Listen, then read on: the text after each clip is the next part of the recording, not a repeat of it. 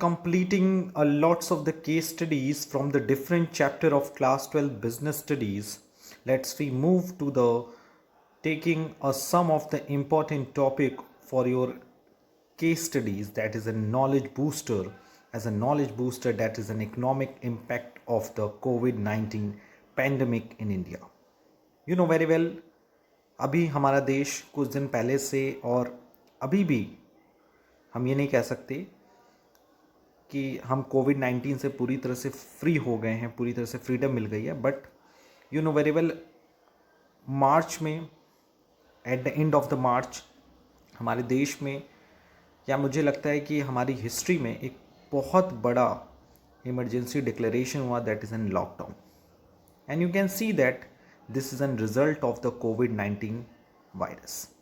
कोविड-19 एक प्रकार का वायरस है, कॉमन वायरस है, जो कि ह्यूमंस को इफ़ेक्ट करता है और ये हमारे इम्यून सिस्टम के बेसिस पे काम करता है. अगर हमारा इम्यून सिस्टम ज़्यादा स्ट्रॉन्ग है तो ये वायरस जो है हमें कम इफ़ेक्ट करता है, लेकिन अगर हमारा इम्यून सिस्टम थोड़ा सा वीक है तो ये वायरस हमें कम इफ़ेक्ट करता है. तो ये तो बेसिक नॉलेज है जो आपको पता है.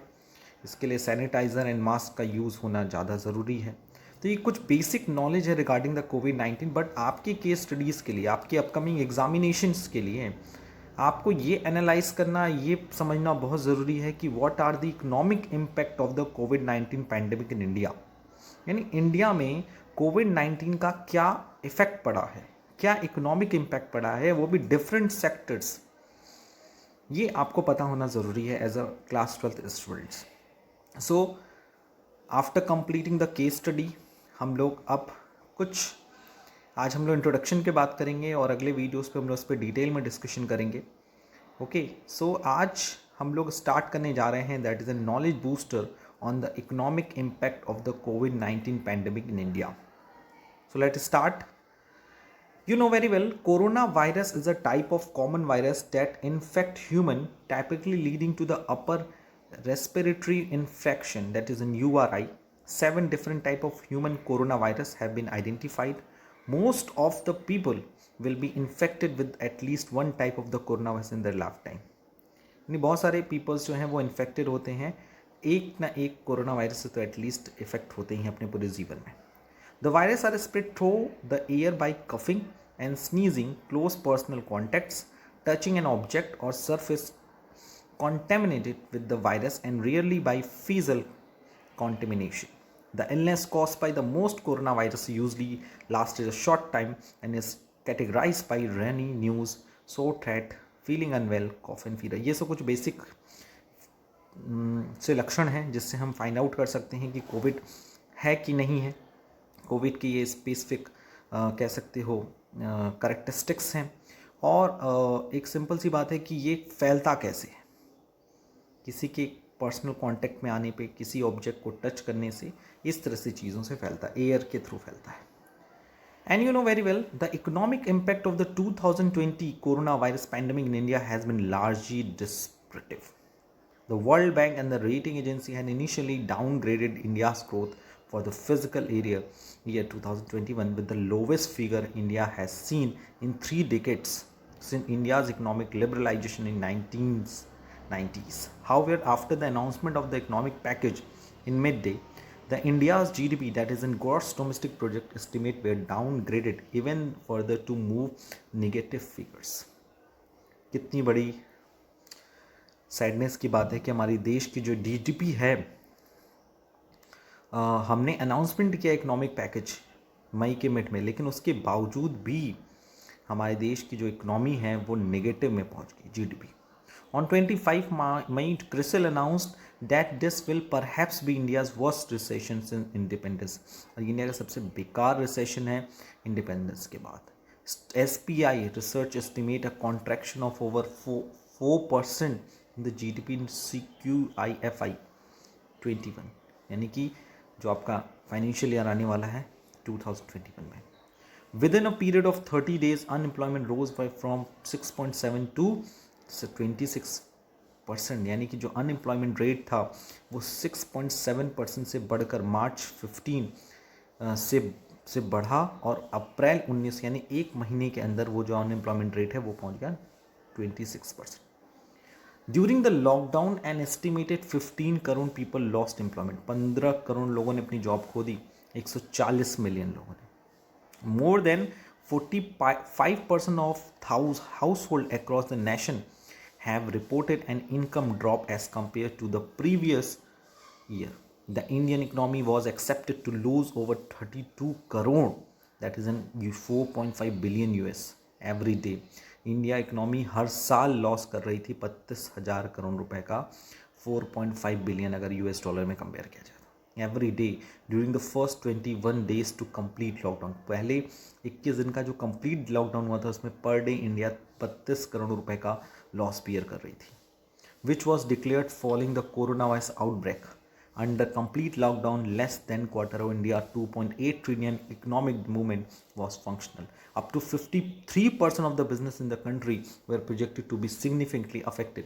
Supply chain have been put under stress with the lockdown restrictions in place. Initially, there was a lack of clarity in streaming what and essential is and what is not. ये decide करना बड़ा मुश्किल हो रहा था कि क्या essential है क्या नहीं। Those in the informal sector and daily wages group are also facing uncertainty. जो डेली कमाते थे, जो डेली कमा के घर चलाते हैं, उनके लिए काफ़ी मुश्किलें आ गई। A large number of farmer around the country who grow perishable goods में जो जल्दी ख़राब हो जाते हैं, उस गुड्स को बनाते थे, उन्होंने अनसर्टेनिटी फेस किया क्योंकि उनका सामान बिकेगा नहीं, सड़ जाएगी सब सब्जियाँ।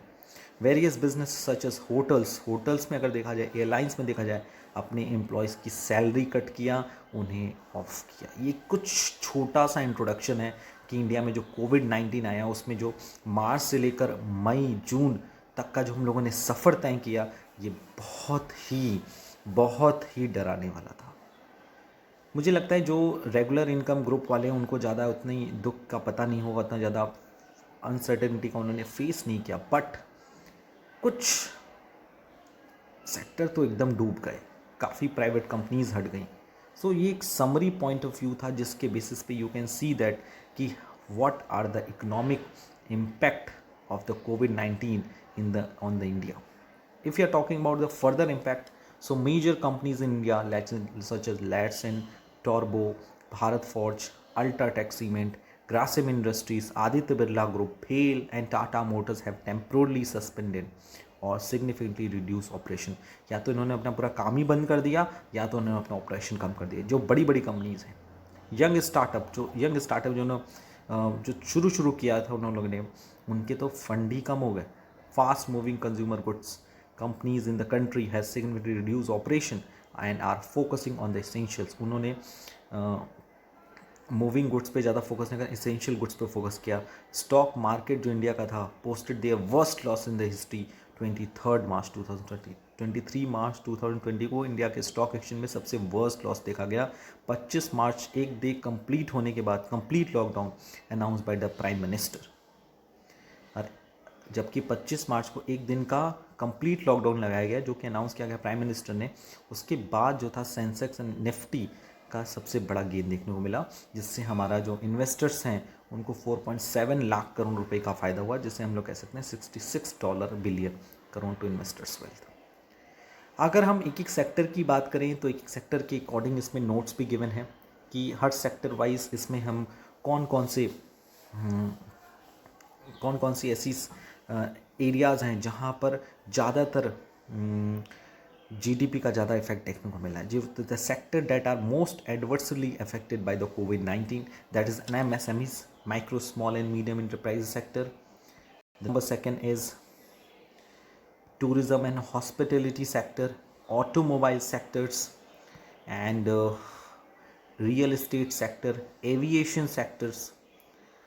ये कुछ सेक्टर, फाइनेंशियल सेक्टर्स, अगर आप पूरी लिस्ट देखें तो हर सेक्टर है जिसमें हमारे देश के हर सेक्टर को अफेक्ट किया। ये देखिए economic situation India affected by lockdown. जो हमारी इकोनॉमिक सिचुएशन थी इंडिया में, जो लॉकडाउन से क्या इफेक्ट पड़ा, जीडीपी पे क्या इफेक्ट पड़ा, इस पर भी हम लोग डिस्कशन करेंगे। इम्पैक्ट ऑन एनर्जी सेक्टर, जो हमारा लाइट प्रोडक्शन है, एनर्जी जो प्रोड्यूस करते हैं सेक्टर, उन पे क्या इफेक्ट पड़ा, प्रॉपरली डिटेल में हम लोग डिस्कस करेंगे। Impact on manufacturing, impact on agriculture, उस पर डिस्कस करेंगे। Impact of e commerce, impact on state income and expenditure, state का जो इनकम एंड एक्सपेंडिचर का जो कॉन्सेप्ट है उस पर क्या इफेक्ट पड़ेगा, impact on supply chain and logistic, job loss in India, informal economy and areas of concern for the economy, यानी कौन कौन से एरियाज़ हैं जो इकोनॉमी में इन सारी चीज़ों से इफ़ेक्ट किए। और अगर हम लोग बात करें लास्ट पॉइंट की, तो वो ये लास्ट में हम लोगों ने job losses India in formal economy. हमारे देश में देखिए फॉर्मल इकोनॉमी में तो हमें पता रहता है कि कितने लोगों की जॉब गई, लेकिन हमारे देश में कई ऐसे सेक्टर्स हैं जिसे हम लोग बोलते हैं जिसे हम लोग बोलते हैं इनफॉर्मल इकोनॉमी। फॉर्मल इकोनॉमी जैसे प्राइमरी सेकेंडरी टर्शियरी का वो पार्ट जिसको जो रजिस्टर्ड हैं, जिनके बारे में हमें नॉलेज है, जिनका एक प्रॉपर रिकॉर्ड है। लेकिन कुछ ऐसी इकोनॉमीज़ भी हमारे देश में हैं जो हमारी इकोनॉमी को काफ़ी थे, जिसे हम बोलते हैं अनऑर्गेनाइज्ड सेक्टर। ऑर्गेनाइज सेक्टर को कंट्रोल करना, मॉनिटर करना ईजी है, लेकिन ऑर्गेनाइज सेक्टर को कंट्रोल करना, अनऑर्गेनाइज सेक्टर पे एनालाइज करना, पता करना कितने लोग की जॉब गई, कितने लोग भूख से परेशान थे, कितने लोग की जॉब चली गई, कितने लोग अपना बिजली का बिल नहीं भर पा रहे, कितनी सारी problems, you can see that. ठीक है, तो हम लोग इस पूरे आने वाले और जो वीडियोस हम लोग बना रहे हैं उस पर हम लोग हर सेक्टर्स की शॉर्ट में हम लोग क्या करेंगे, एनालाइज करेंगे। तो पहला सेक्टर हमारा जिस पर हम लोग डिस्कस करेंगे वो है that is an MSMEs.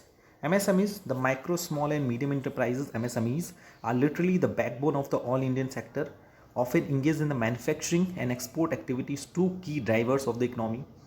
Due to the lockdown in the response to COVID-19 pandemic, almost all MSMEs are out of action. सारे MSMEs काम करना बंद कर दिए, choking all production activities major firm across sectors. There are several reports that indicate how MSMEs are ruling under crisis as they have no money to pay their employee. अपने employees को देने के लिए पैसा नहीं था उनके पास. From leader to expert and industry bodies, everyone appealed to the government to increase the relief package of the MSME. यानी सब सेक्टर ने कहा कि MSME सेक्टर के लिए रिलीफ पैकेज बढ़ाना चाहिए, क्योंकि ये ऐसे सेक्टर्स हैं जिनको अगर हम सपोर्ट नहीं करते हैं, वो भी खास तौर से ऐसे टाइम पे जहाँ पे उनके पास प्रोडक्शन नहीं है, सेल नहीं है, तो वो डूब ही जाएंगे, बंद हो जाएंगे. That contribute to over 30% of the GDP, जो इंडिया की GDP में 30% कॉन्ट्रीब्यूट करते हैं. MSMEs were already struggling in terms of the declining revenues and capacity utilizing lead up to the COVID-19 crisis. The total lockdown has raised a question mark on the existence of the many primarily because this sector include firms that do not have too much cash to wait out crisis. ये भी याद रखिएगा, ये ऐसी firms नहीं जिनके पास इतना proper cash नहीं है जो क्राइसिस को ख़त्म होने का वेट करें. छोटी छोटी फर्म्स होती हैं इसमें. It has a result of it massive number of job losses in the sector. इस सेक्टर में काफ़ी लोगों की जॉब गई. According to the survey, only 7% of the manufacturing firm under MSME will be able to survive for more than 3 months with their cash in hand if their business remains closed. यानी अगर उनका business बंद रहेगा तो सिर्फ 7% ही ऐसी manufacturing firms हैं MSME sectors में जो सर्वाइव कर सकती है 3 महीने के लिए. आप सोच सकते हैं. A big hurdle to restart in the future will be lack of labor ability. और बाद में उनको इसलिए नहीं स्टार्ट किया जा सकता लॉकडाउन खत्म होने के बाद क्योंकि लेबर नहीं है, क्योंकि वो सब अपने घर चले गए. कंपनी ने बुरे वक्त में उसको छोड़ दिया और वो लोग चले गए अपने अपने घर. भाई जाहिर सी बात है, अपना उनको जीवन यापन करना है तो उन्होंने अपने घर गए. सो ये कुछ पॉइंट हैं जिससे हम एनालाइज कर सकते हैं. अगर हम दूसरे सेक्टर की बात करें, जैसे tourism and hospitality sector, so you can see that India's hotels and hospitality industries occupancy has declined sharply in the first quarter of 2020 as a COVID-19 outbreak impacts various segments of the sector coming off a high performance based in 2019. 2019 में इन सारे sector का इतना ज़्यादा असर था क्योंकि you know very well 2019 में इनका बहुत ज़्यादा अच्छा परफॉर्मेंस था टूरिज्म एंड हॉस्पिटल सेक्टर का. लेकिन जब पूरे वर्ल्ड में धीरे धीरे कोविड फैल रहा था तो फर्स्ट क्वार्टर में ही इंडिया की जो होटल हैं, हॉस्पिटल इंडस्ट्रीज़ हैं, वो डिक्लाइन होना स्टार्ट कर दिया था क्योंकि बाहर से लोग आ नहीं रहे थे. And COVID-19 outbreak impact various segment of the sectors and containment measure introduced by the central reversed result in severe drop in the foreign domestic travel. ये तो पता ही अभी तक बंद है. Across both tourism and business traveller segment in the third week of the March at an India all levels the levels of hotel sectors witnessed a decline of more than 65% in the occupancy levels as compared to the same previous. Same period of the previous, यानी अगर previous year में मार्च का third week को previous year से अगर match कराया जाए 2019 का मार्च और 2020 के मार्च को, तो कितने परसेंट का डिक्लाइन है? 65% से ज़्यादा का। As travel restriction around the world intensified for the second and third quarter of 2020, world intensified for the second and third quarter of 2020 are likely to similarly impacted. 30% of the hotel and hospital industry revenue could be impacted if the situation does not improve by the end of the 2020. यानी 30% hotel and hospital industry बंद हो जाते अगर जून तक थोड़ा बहुत सुधार नहीं होता. With more than 60% of the organized hotel in India already shut and several others operation with single digit occupancy, recovery will be gradual. The Indian tourism industry is projected to book a revenue loss of 1.25 trillion in 2020. 2020 में 1.25 trillion के इनको loss हुआ as a fallout of the shutdown and suspension in flight cooperation after the onset and spread of the coronavirus pandemic.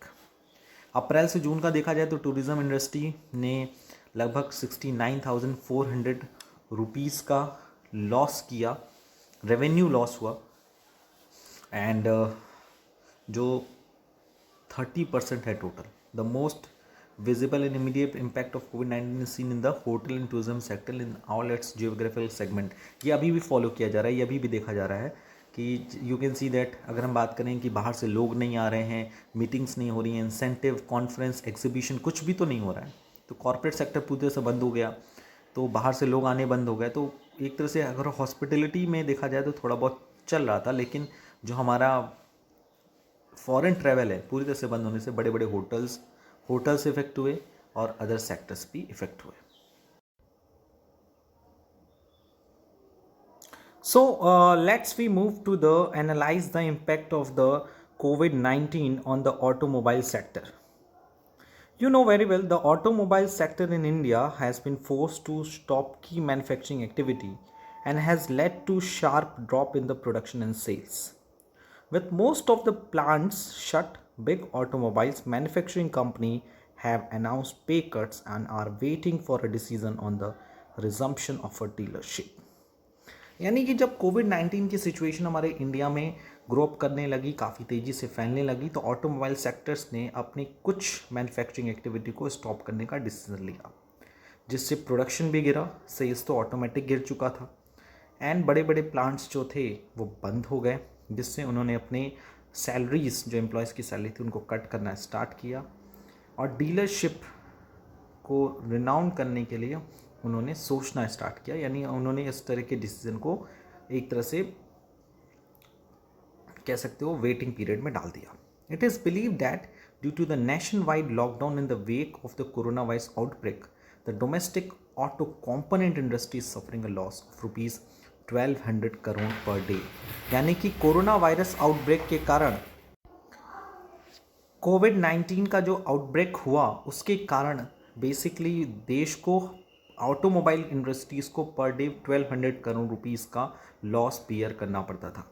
The Indian automobile sector had already undergone and considerable slow down over the last 12 to 18 months due to the structural changes beginning with the goods and service tax, shifted to shared mobility, ex-load reforms, the Bharat Stage 4 to Bharat Stage 6 transition. You can see that इस पूरे notes में you can see that हर एक aspect का क्या किया गया है, analyse किया गया.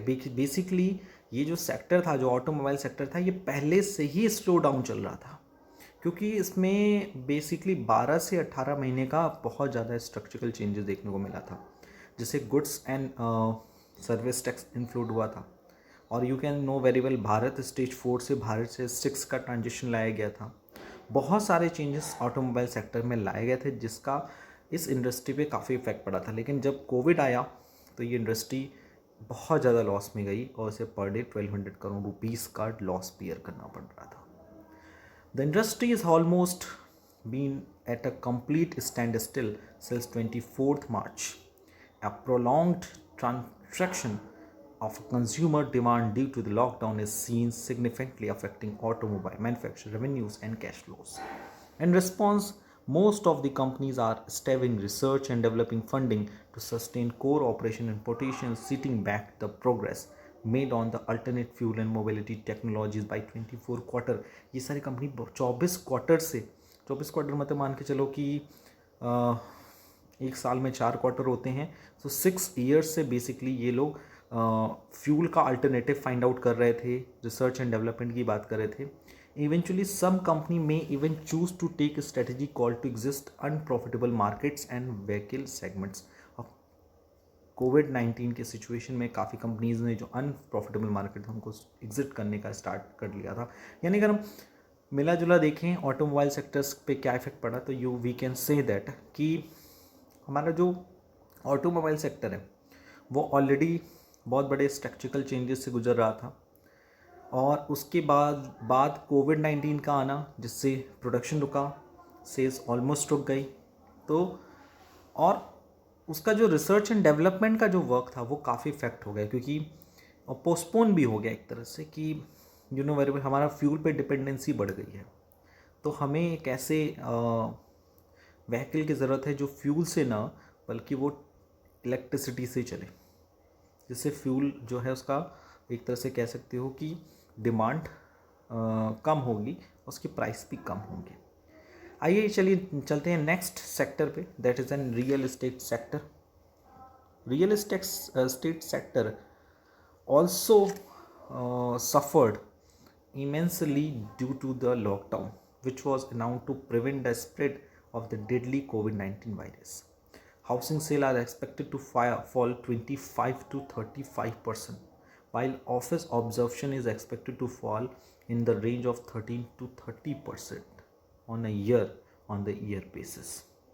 In long run, such a reduction in the commercial and residential property could reset the future of real estate in India. Real estate जो इंडिया था वो नोटबंदी जो डीमोनेटाइजेशन था उससे तो बहुत इफेक्ट हुआ ही था इस सेक्टर को. लेकिन उसके बाद जब कोविड-19 आया तो हाउसिंग सेल्स जो थे, वेरिएबल रियल एस्टेट सेक्टर का काम क्या होता है, हाउसिंग प्रोडक्ट्स को डिज़ाइन करना, बनाना और उसको या तो ऑफिस के लिए दे देना या फिर रहने के लिए दे देना. तो कोविड के कारण हाउसिंग सेल में 25% से 35% तक की फॉल देखा गया. और ऑफिस एब्जॉर्प्शन जो था, लोग ऑफिस के लिए हाउसिंग प्रॉपर्टीज़ लेते थे, उसमें भी 13 से 30% तक का डिक्लाइनमेंट देखने को मिला. And while construction activity have resume in some areas, कुछ एरियाज़ में जो कंस्ट्रक्शन एक्टिविटीज़ थी वो चल रही थी. And there are many hospital areas in urban areas where की construction project has been put on the hold for several week due to the lockdown के कारण कई अर्बन एरियाज़ में, हॉस्पिटल्स में कंस्ट्रक्शन प्रोजेक्ट को रोक दिया गया. This has led to unemployment among million of migrants levels, जिससे जो माइग्रेंट लेवल मतलब जो दूसरे राज्य से किसी दूसरे राज्य में आते हैं, जैसे बिहार से दिल्ली, बिहार से महाराष्ट्र लोग जाते हैं काम करने के लिए. अब वो वहाँ पे डेली पे कमा रहे हैं या माइग्रेंट लेबर्स हैं, तो वहाँ जब माइग्रेंट लेबर की डिमांड ही नहीं रहेगी तो घर पे बैठ के कितने दिन का खाना खाएंगे. उनकी पूरी जो रोजी रोटी तो उसी में चलती है. काम कर करके वो कमाते हैं, उससे अपना घर चलाते हैं, कुछ सेविंग करते हैं, उससे अपनी अदर रिस्पॉन्सिबिलिटी बियर अप करते हैं. तो जब कई जगह प्रोजेक्ट रुक गए, काम ही नहीं हो रहे हैं, तो माइग्रेंट लेबर जो हैं वो अनएम्प्लॉयड हो गए. तो इन्होंने अपनी घर की तरफ जाने की सोचा, घर की तरफ गए, जिससे फिर जब काम फिर से स्टार्ट हुआ तो इन बड़ी बड़ी फैक्ट्रीज़ को वर्कर्स नहीं मिले. ये भी बहुत बड़ी प्रॉब्लम्स देखने को मिली. Who are engaged primarily in construction activities. Hardly anyone of these labor who live on daily wages have an additional saving to see off the lockdown period. The government has argued employed to not cut wages or lay off the such laborers. Companies are left with no choice but to let their workers go due to cash flows issues. ये बातें बताकर इन सब चीज़ों पे analyse करना बहुत ज़रूरी है, क्योंकि आपके आने वाले अपकमिंग एनुअल एग्जामिनेशन में इसी से रिलेटेड ही केस स्टडीज़ पूछी जाने की चांसेस हैं. Next, financial sector. If you are talking about the financial sector, so due to the कोविड-19 pandemic, our GDP of the financial year 2021 will be in negative. The risk of predictions falls in the loan growth is getting stronger. Besides, there is a fear that the banks and non-banking financial corporation may see a risk in NPS, non-performing assets, as COVID-19 has hit businesses strongly, as several small and medium scale industries are on the cusp of collapsing. Loans growth demand is likely to be led by negative outcomes such as worsening working capital cycles, moratoriums, and restructuring of slower prepayments in the near to medium term, with the growth likely taking back seat. NBFCs and HFCs, Housing Finance Corporation, may again focus on the liquidity and risk management as top priority, key priority. You know very well, जब कोविड-19 की situation बनी तो सबसे ज़्यादा financial institution को इस बात का डाउट था कि एनपीएस बढ़ेंगे. एनपीए मतलब नॉन परफॉर्मिंग एसेट्स, वो एसेट्स जैसे बैंक ने किसी को लोन दिया और वो रिटर्न होने के चांसेस नहीं है तो उसको बोलते हैं नॉन परफॉर्मिंग एसेट्स. और इसका सबसे ज़्यादा जो इफ़ेक्ट था वो आ रहा था एमएसएमई से, मीडियम एंड इसका स्मॉल स्केल बिजनेसेस पे.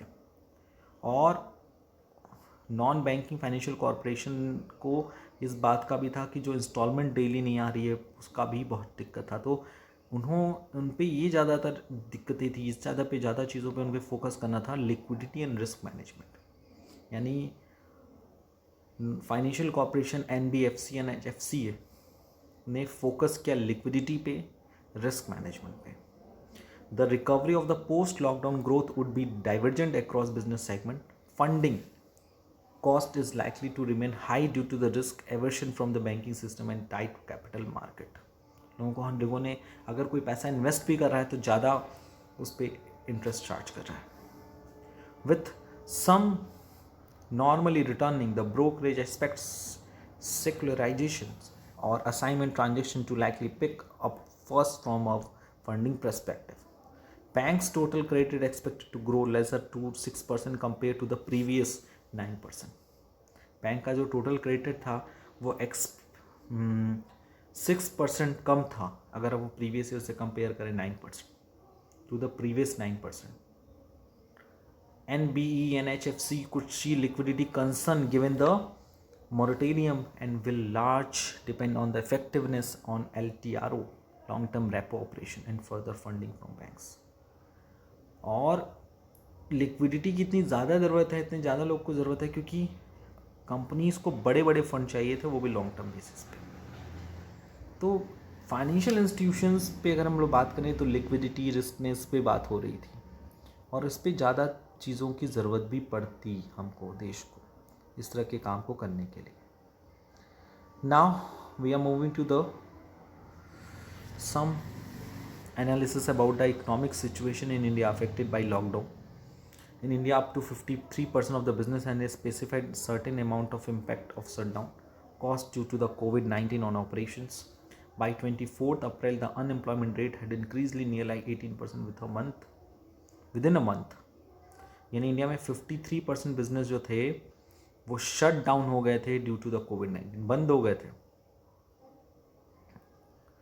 24 April the unemployment rate has increase 18% within a month. 18% बढ़ गया था और 26% तक पहुंच गया था पूरे इंडिया में 24 अप्रैल तक. Around 14 crore Indian lost employment in the lockdown. 14 crore Indian लोगों ने अपनी जॉब खो दी. More than 45% household across the country have reported an income drop as compared to the previous year. 45% household पूरे कंट्री के लोगों ने रिपोर्ट किया कि जो इनकी इनकम है वो ड्रॉप हो गई है प्रीवियस ईयर से. वेरियस बिजनेसेस सच होटल्स की बात करें, एयरलाइंस की बात करें, have cut salaries and have laid off the employees. Revenues of Ola cab का नाम सुना होगा आप लोगों ने. Revenues went down nearly 95% in the March April. Ola cab की जो रेवेन्यूज थी वो डाउन हो गई थी 95% in the March April, resulting in 1400 layoffs. It is estimated the loss to the tourism industry will be by 15,000 crore. यानी कि ये एस्टिमेट किया गया कि जो टूरिज्म इंडस्ट्री को जो लॉस हुआ है वो 1500 करोड़ रुपए का हुआ है मार्च और अप्रैल में. Huge chunk of the workforce involved with tourism in the country faces unemployment. Live events industry जो लाइव इवेंट्स कराती थी उसका एस्टिमेटेड लॉस हुआ 3000 करोड़ रुपए का. And number of young startups has been impacted as funding has fallen. The Data Labs report shows a 40% decrease in the total growth stage funding as compared to the fourth quarter of 2019. अगर हम 2019 के fourth quarter की बात करें यानी आखिरी quarter की बात करें तो उस बेसिस पे अगर हम अपना स्टेज फंडिंग की बात करें 45% डिक्रीज हुआ है. ओके, सो ये कुछ इंपॉर्टेंट पॉइंट्स हैं. The venture capital in Indian startups has been fallen over 50% the quarter 1 2020 from the quarter 4 2019. 50% का फॉलन हुआ है वेंचर कैपिटल जो इंडियन स्टार्टअप में पैसा लगाते हैं. 50% लोगों ने कहा कि हम नए स्टार्टअप में पैसा ही नहीं लगाएंगे. Government revenue has been severely affected with tax collection going down. Tax का कलेक्शन नहीं हुआ जिसके रिजल्ट में government has been trying to find way of reducing its own cost. उसने अपना खुद का कॉस्ट भी डिक्लाइन करने का सोचा क्योंकि टैक्स नहीं आएंगे तो एक्सपेंस भी नहीं कर सकते. आने वाली चीज़ों पे और भी बाकी पॉइंट्स में हम लोग आने वाले वीडियोस में डिस्कस करेंगे. Okay, so thank you, take care, bye bye.